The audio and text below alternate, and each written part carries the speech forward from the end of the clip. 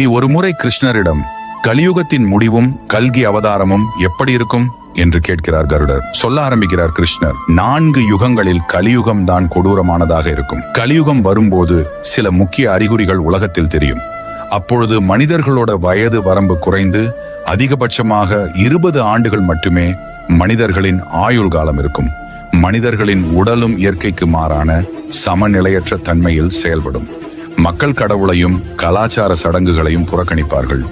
வழிபாடு கூட வியாபார நோக்கத்திற்காக மட்டுமே வழங்கப்படும். நெருங்கிய உறவுகள் கூட ஒருவரை ஒருவர் ஆதரிக்க மாட்டார்கள். விவசாயம் அழிந்து போகும். பசி மற்றும் தாகத்தினால் மனிதர்கள் இறக்க ஆரம்பிப்பார்கள். இப்படி கோரத்தாண்டவம் ஆடிய கலியுகத்தின் முடிவில் பகவான் விஷ்ணு சூரியனின் கதிர்களில் அமர்ந்து ஒரு சொட்டு நீரும் இல்லை எனப்படும் வரை அனைத்து நீரையும் உறிஞ்சுவார். வானத்தில் 12 சூரியன்கள் தோன்றும். அதனால் உலகம் வெப்பமடைந்து ஒவ்வொரு பொருளாக எரிய தொடங்கும். அந்த நேரத்தில் மகாவிஷ்ணு ருத்ர வடிவத்தில் கல்கி அவதாரம் எடுத்து உலகம் முழுவதும் அழிக்க தொடங்குவார். அடுத்த 100 ஆண்டுக்கு மழை மட்டும் பொழிய வைத்து பிரபஞ்சம் முழுவதையும் நீரில் மூழ்கடிப்பார்.